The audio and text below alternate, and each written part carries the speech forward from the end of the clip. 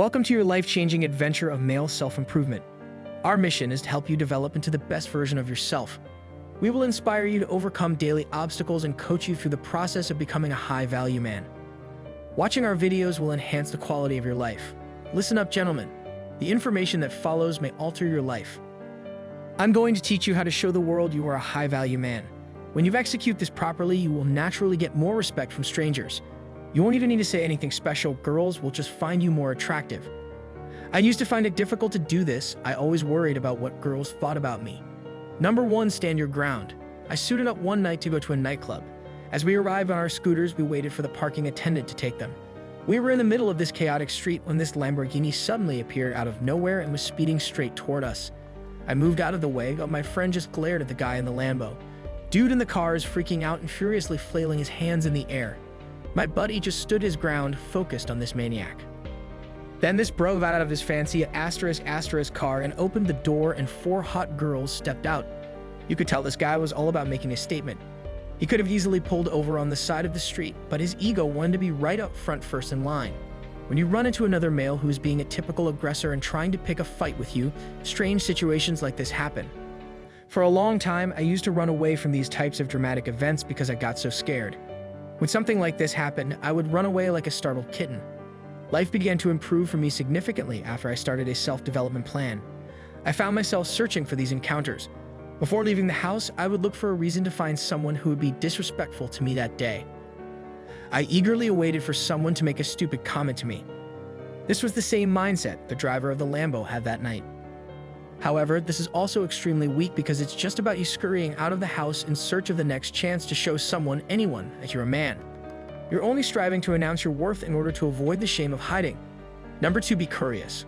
I've learned that the mindset that works best for me in these situations is one of reaching for curiosity. It's like trying to figure out, what is this guy trying to do right now?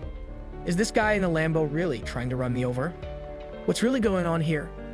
When you ask questions like this out of curiosity, it allows you to stay calm, but it also disarms the aggressor because they're looking for a reaction, and you not giving it to them really freaks them out.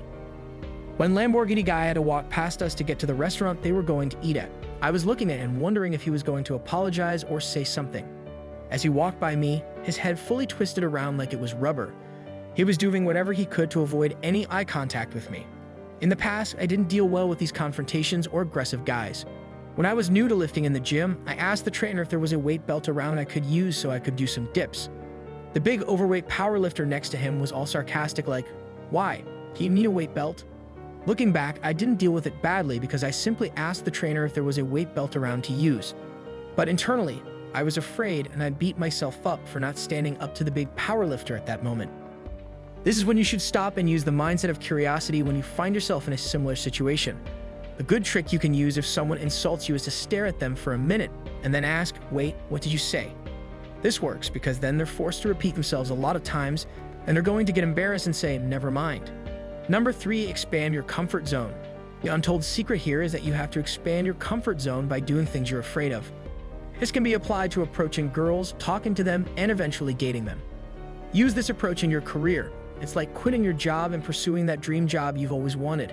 This applies to your physical appearance, the style of clothes you wear, right down to your haircut. I was that guy who had the same exact wardrobe in high school, all through college, and even after college for a while.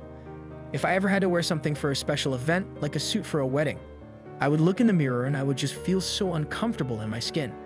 I felt like I wasn't supposed to be wearing this, it was too good for me, and it made me uncomfortable. Even worse, when I would see guys wearing trendier items that made them stand out, I would straight up resent them. I'd make disrespectful comments like, "That dude looks feminine as few asterisk," or "That guy's such a loser." If you're thinking these same hurtful things and having these negative thoughts about guys who wear stylish clothes, or if you're talking about them behind their back, you got to stop and figure out why you are acting this way. Does that make you uncomfortable, or is it that you don't have enough confidence to wear that yourself? As a confident, high-value man, I'm not suggesting you have to try out every single new trendy item that comes out, like those checkered pants a lot of guys are wearing now, or even crossbody bags, oversized necklaces, or some crazy haircut. When you are dating, you got to approach a bunch of girls and talk to a bunch of them before you finally get rid of all those nervous feelings. After some practice and persistence, you will actually be able to tell if you are vibing with this girl or if you don't vibe together. It's the same thing with style. At first, you have to experiment with different things and get comfortable seeing yourself wearing outfits you normally wouldn't wear. Only then can you determine if you actually like the crossbody bag and you realize that maybe the oversized necklace is not for you. You will know because you're doing it from a place of actual preference you have, rather than being so quick to assume that you would never wear that or think, gross, that's not me. Here's my challenge to you. After you watch this video, open up Instagram, scroll through, and pick out 3 different items or accessories you normally wouldn't wear and order them. Then you need to actually wear these items out in public, even if it makes you uncomfortable. This is the first step to getting over this insecurity so you can actually craft your own dope style. Remember, gentlemen, to stand out, you must break free from the pack and blaze your own trail. Stay strong.